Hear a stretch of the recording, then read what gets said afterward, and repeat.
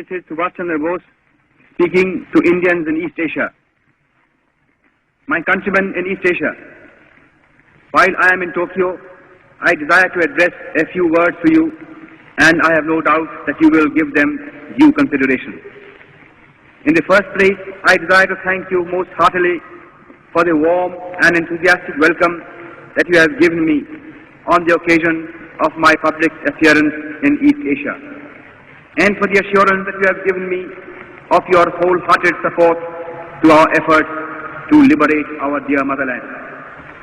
I feel overwhelmed at this manifestation of your burning patriotism and spirit of sacrifice. I have received numerous telegraphic and postal messages from you direct, while other messages I have read in the press. And all these messages have given me great joy and satisfaction. You know that I am always an optimist. Nevertheless, I must say that the response that I have received has exceeded my fondest expectations. I can only say in reply that I feel proud of you. Since the outbreak of the war in Europe and in East Asia, I have been saying repeatedly that we, the Indian people, could not have wished or even dreamt of a better combination of circumstances for helping us to achieve our liberty. When the world forces are helping us in this way, our task has automatically become very much easier than what it would have been otherwise. This fact should further strengthen our self-confidence and optimism and hearten us considerably in the fight that lies ahead of us. I am overjoyed to see that you have already realized that the responsibility of winning freedom does not rest merely on the shoulders of our countrymen at home. It is but natural that they should bear the brunt of the burden, and they have been doing so already. But at the same time, every Indian, no matter where he may be living at the present time, has a duty towards his country, and he must contribute his due share towards the final victory. I am convinced that India cannot hope to be free until all Indians living abroad perform their duty in this momentous world crisis. Owing to the fact that the tripartite powers have been giving their fullest support to Indian independence, it is comparatively easy for Indians living in Axis countries or in countries controlled by the Axis powers to play their part in the national struggle.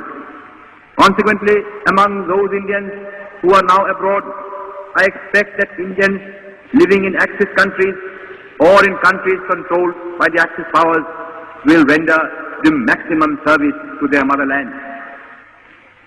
Here in East Asia, you have seen for yourselves how deep is the interest in and sympathy for Indian independence.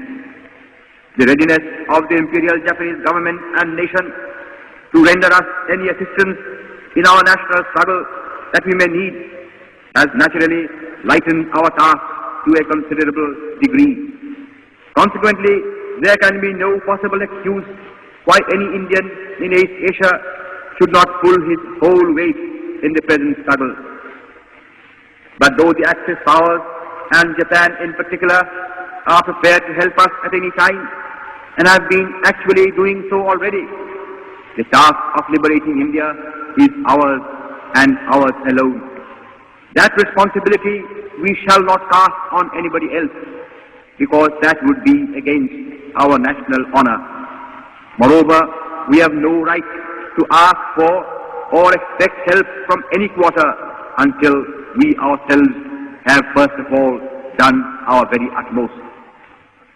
Our countrymen and our sisters and brothers at home have been doing their best in the circumstances in which they are placed. But the enemy is ruthless and desperate, and he is armed to the teeth.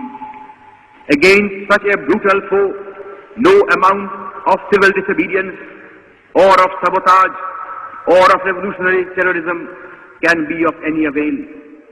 If therefore we want to expel British power from India, we have to fight the enemy with his own weapons. The enemy has already drawn the sword. He must therefore be fought with the sword.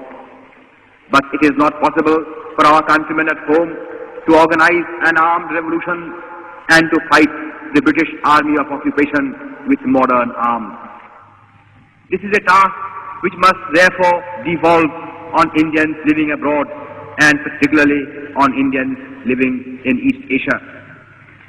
Friends, if you compare the history of our national struggle with histories of similar struggles in other parts of the world, you will realize that we in India have lacked one thing and one thing alone.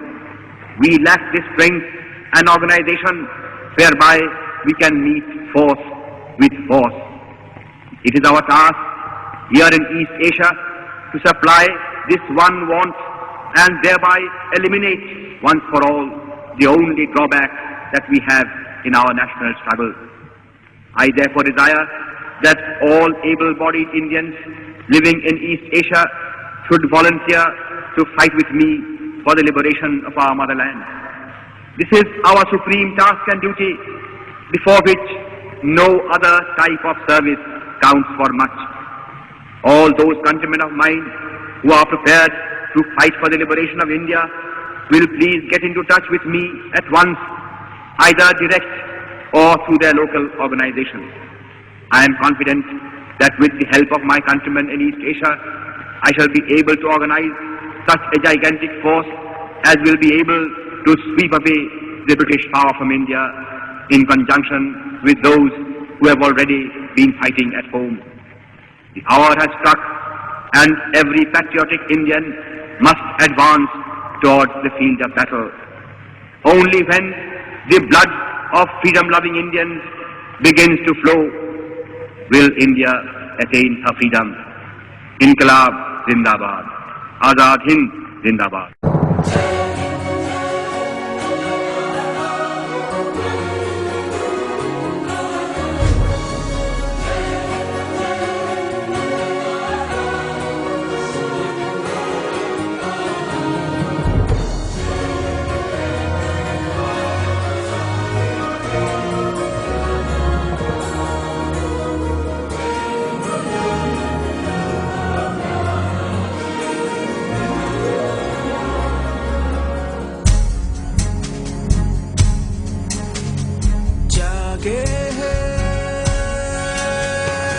अब सारे लोग तेरे एक वतन गूंजे हैं नारों से अब ये ज़मीं और ये गगन कल तक में